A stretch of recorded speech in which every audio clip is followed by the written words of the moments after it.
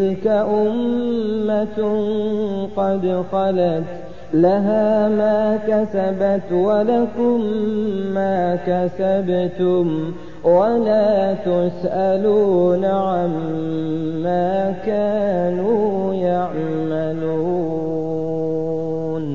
سيقول السفهاء من الناس ما ولاهم عن قبلتهم التي كانوا عليها قل لله المشرق والمغرب يهدي من يشاء إلى صراط مستقيم.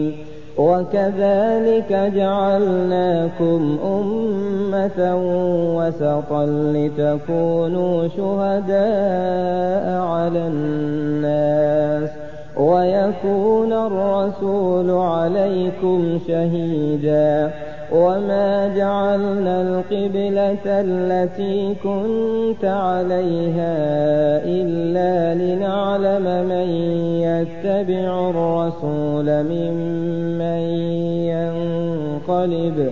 ممن ينقلب على عقبيه وإن كانت لكبيرة إلا على الذين هدى الله وما كان الله ليضيع إيمانكم إن الله بالناس لرءوف رحيم.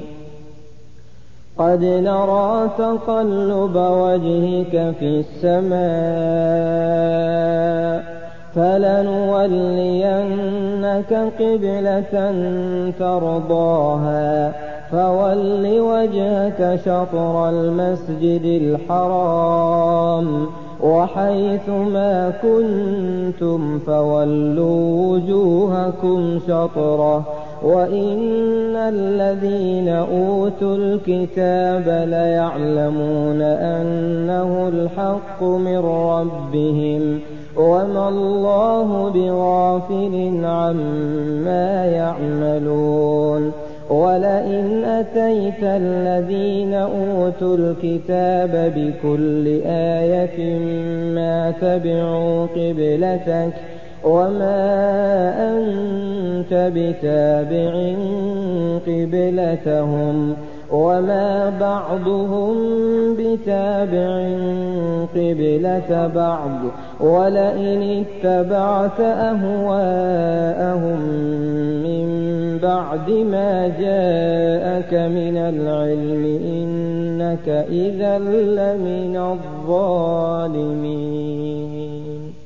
الذين آتيناهم الكتاب يعرفونه كما يعرفون أبناءهم وإن فريقا منهم ليكتمون الحق وهم يعلمون. الحق من ربك فلا تكونن من الممترين.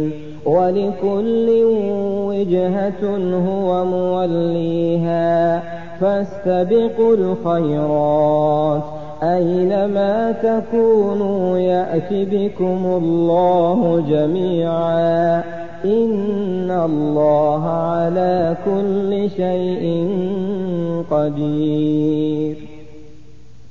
ومن حيث خرجت فول وجهك شطر المسجد الحرام وإنه للحق من ربك وما الله بغافل عما تعملون.